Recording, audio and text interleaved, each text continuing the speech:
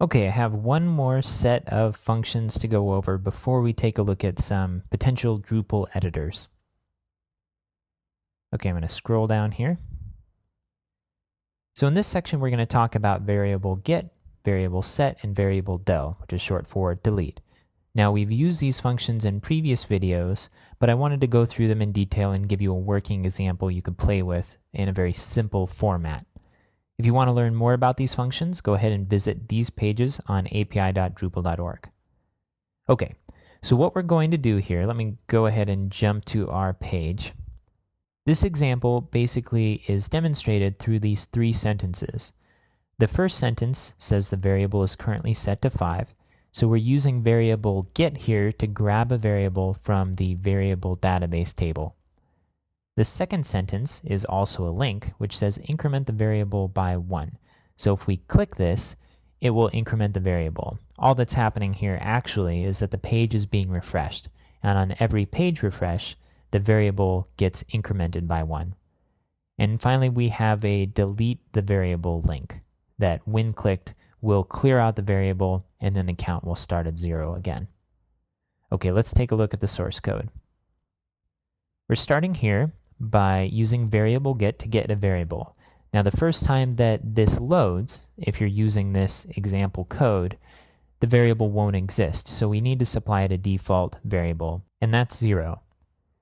So when you set variables, you're going to use the module name and an underscore as a prefix to the variable. The reason you do this is to prevent any namespace collisions with other modules.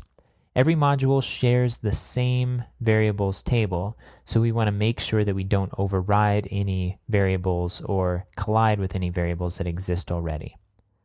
Next, we're incrementing the variable by 1 so that we can then save the variable with variable set as the new value. So every time the page refreshes, this code will run and the variable will get saved. So it will look like it will increment by 1 every time the page is reloaded.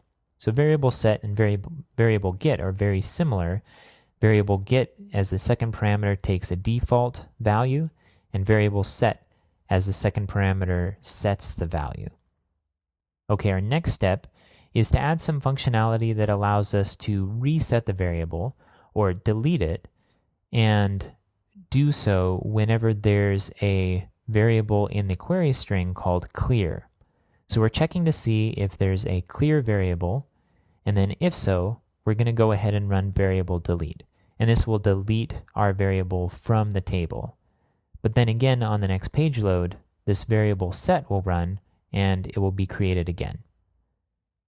The next step is to create some output for our page. So we're just setting a title on this line. And then this next line is where we display what our current variable is set at. So the first sentence, the variable is currently set to, and then we use variable get to grab our variable. Again, we're setting a default value for it whenever we use variable get.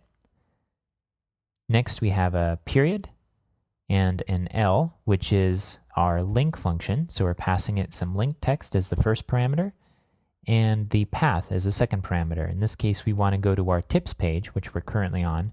So this will actually just refresh the page. Next, we're adding a link to delete the variable. And so delete the variable is the text that we're passing to the L function. The path is tips.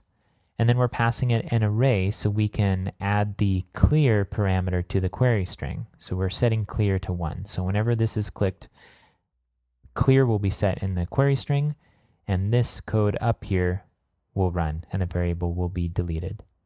Okay, let's go ahead and see that in action.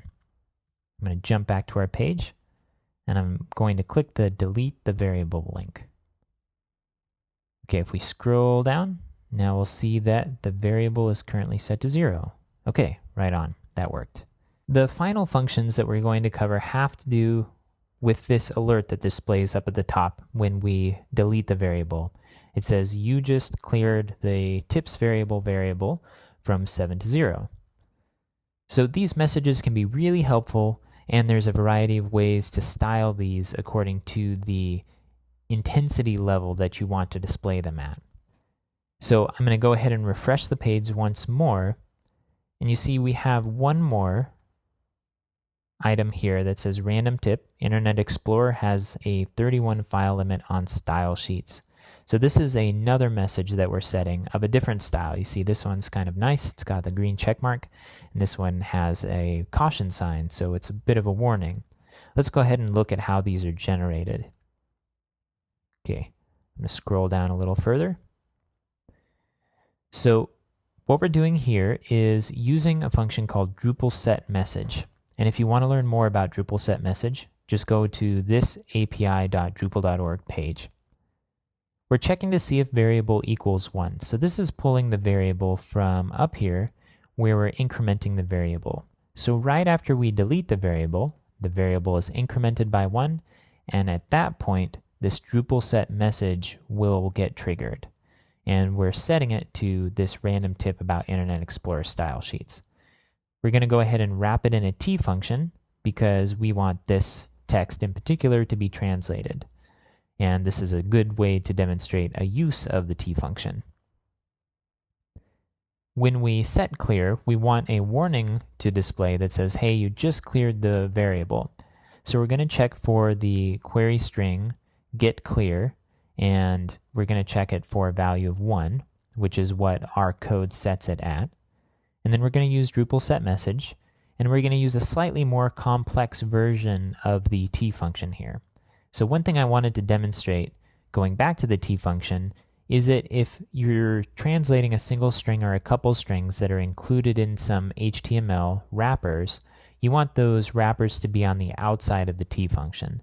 So in this case, we're surrounding our text with EM or emphasis, and we don't want to pass that to the T function. That's unnecessary. We don't need to translate that. On the other hand, we have some HTML inside of our text, and instead of separating out this sentence into multiple T functions, it makes sense to pass this HTML as part of the translated string.